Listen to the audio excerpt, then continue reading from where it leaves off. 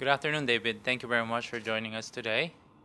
My first question is, in what way will content evolve in the future? One of the things that's so great about this digital transformation is that it's not only affecting how content is created, but it's affecting how content is distributed.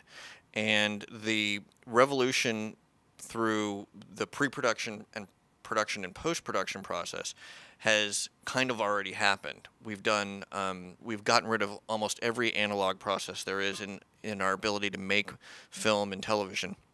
And now, the real revolution that we're in the middle of is that in content distribution.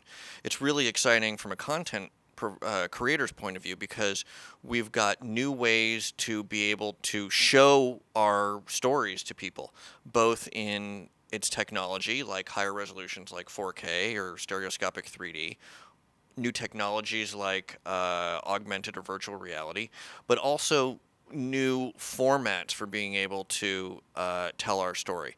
So, historically, we were subject to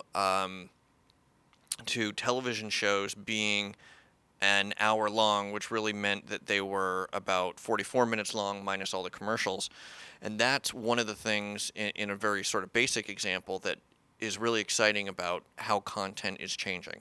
I, as a content creator, am not subject to the rules that I historically was. My second question is, and how will this impact the video ecosystem for telco providers? When I hear a statistic that we're going to have 6 billion connected devices in the coming years, it's very exciting from a content creator's perspective because the ecosystem will not only allow me to reach more people, but it will allow me to reach those people in better and more personal ways. So, as great as it is to be able to cast a much wider net, it's not just reaching more people. I'm able to touch them and to show the content and the story to them in a much more intimate way, if that makes sense.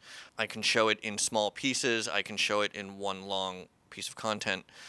We have the ability now as content creators, as the writer, director, or producer of a show or a movie, I have the ability to go through the telco operator only and go straight to the viewer at that point. There's less layers between the filmmaker and the audience. And that's really exciting financially, of course, but it's also really exciting because, as I said, it's a allows me a better connection with my viewer. Third question is, what do you think is the best collaboration model in the future between content providers and telcos? Connect very closely with each other, and they have as few levels of middlemen as possible. I could conceive of a world where, for example, I create a movie and I have the ability to go straight to a company like Huawei and distribute it to billions of people. Um, the studios are fantastic at certain things, but they're not always necessary for other things. So if I had the ability to independently finance a film, I may not need to sell it in such a way that it has to go to theater chains in the United States or in China, for example, where there's only so many screens and there's only so many showings a day. If I was an independent filmmaker and I was able to create something really compelling and have Huawei look at it and say, okay, we're going to make this available on a billion devices, that's the dream that every filmmaker, whether you're an independent guy or a brand new student or you're George Lucas or Jim Cameron, that's the dream that every filmmaker wants to do. They want to be able to go straight to that audience. They want to be able to look them really closely and say, here's my story, and I want to be able to tell it to you in the most clear, concise way possible.